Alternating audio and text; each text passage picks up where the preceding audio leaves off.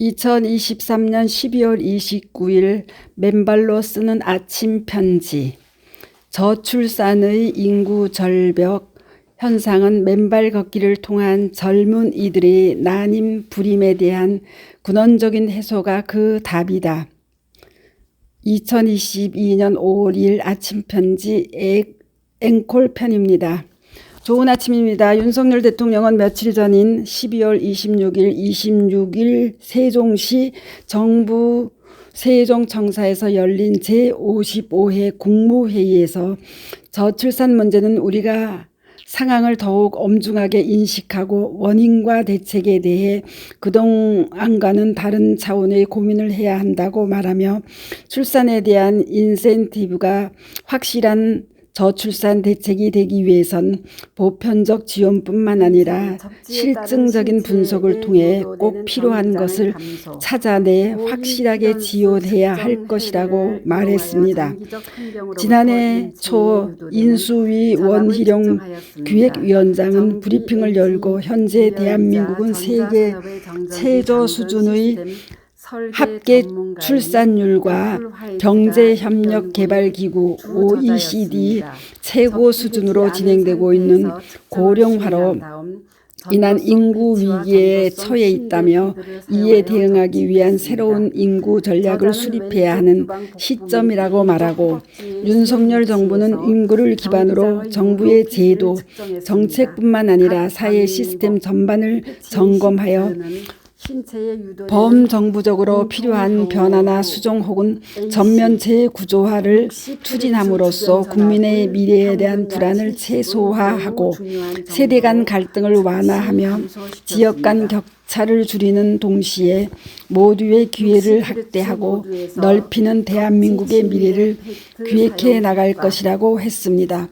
이러한 사실은 지난 2017년 IMF의 전 크리스틴 라가르도 총재가 한국의 저출산 현상은 집단적 자살과 같다는 극단적인 표현으로 그 심각성에 대한 우려를 표명한 사실이나, 지난해 반기문 전 유엔 사무총장이 대한민국 저출산 고령화 대응을 위한 국가전력 세미나에서 한국은 저출산 고령화 문제로 국가적 위기 상황까지 왔다고 한 발언과도 맥락을 같이 합니다. 실제 지난 1960년 이후 전 세계의 평균 합계 출산율이 5명에서 2020년 2.5명으로 반으로 떨어졌고, 미국은 3.7명에서 1.8명, 일본은 2명에서 1.5명 정도로 떨어진 반면 우리나라는 1970년 4.53명에서 2022년 0.778명으로 매년 광폭의 최저 수준을 경신하고 있는 실정이다. 어쩌면 그동안 우리나라의 비약적 경제 성장의 뒷면에 들이운 극심한 생존 경쟁과 집값의 공공행진, 빈부격차의 심화, 아이들 교육에 들어가는 교육비의 급증 등이 다른 국가들보다 훨씬 더 심각하게 반영되고 있기 때문이 아닌가 싶습니다. 그러한 극단적 사회 경제적 현상들이 우리나라 젊은 이들로 하여금 아이 갖기를 두려워하고 아이를 정상적으로 키울 자신이 없다고 느끼게 하는 불행한 심리 상태로 일반화된 반증이 아닐까 싶습니다. 0.778명이라는 숫자가 주는 암울한 실상입니다. 관련하여 지난 2021년 12월 9일 통계청이 발표한 장래 인구 추계 2020년에서 2070년에 의하면 우리의 총 인구는 2020년 5,184만 명에서 2070년 3,766만 명으로 감소할 것으로 추계되었고 그 과정의 생산 연령 인구는 향후 10년 357만 명 감소하게 되는 반면 고령 인구는 향후 10년 490만 명으로 증가하는 것으로 추산되었습니다. 일하는 젊은이는 급감하고 반대로 부양해야 할 노령층 인구는 급증하면서 총체적 불행과 비극적 현상이 멀지 않았다는 사실을 시사합니다. 위 라가르도 전 IMF 총재의 집단적 자살 현상의 집단은 그래서 정확한 진단이었고 우리는 우리의 미래인 젊은 세대들에게 더 이상 이러한 큰 짐을 지우지 않도록 정말 비상한 대책이 강구되어야 할 절체절명의 시점에 직면해 있음을 유감스럽게도 적나라하게 반증하고 있습니다. 그래서 현재 우리나라 저출산 현상을 재앙적 상황이라고 하는 것입니다.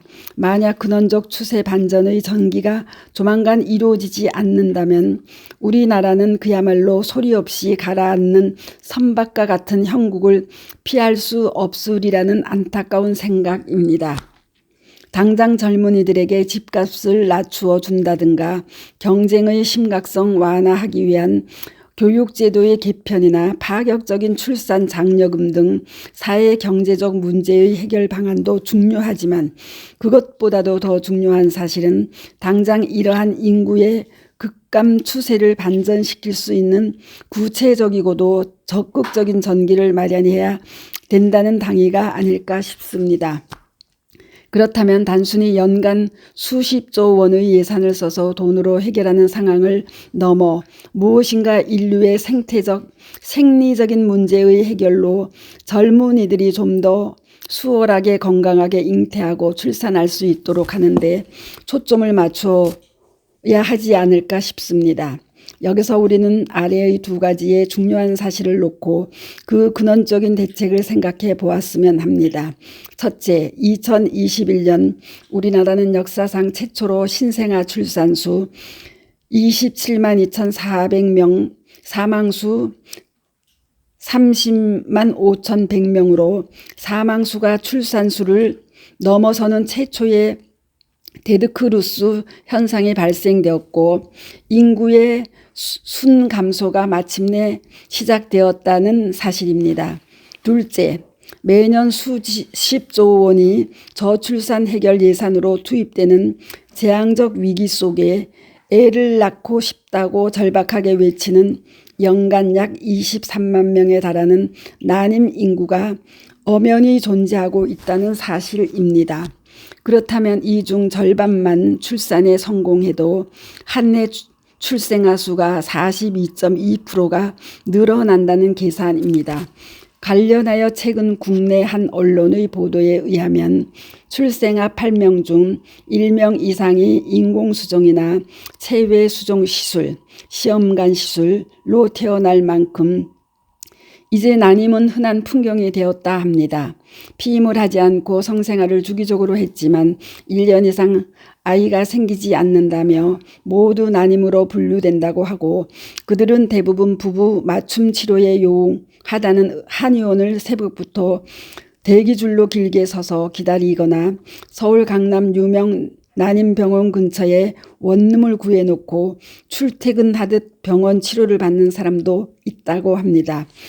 임신 확률이 높다는 의사를 찾아 병원을 계속해서 바꾸는 사람을 난임 노마드라고도 부른다고 하는군요.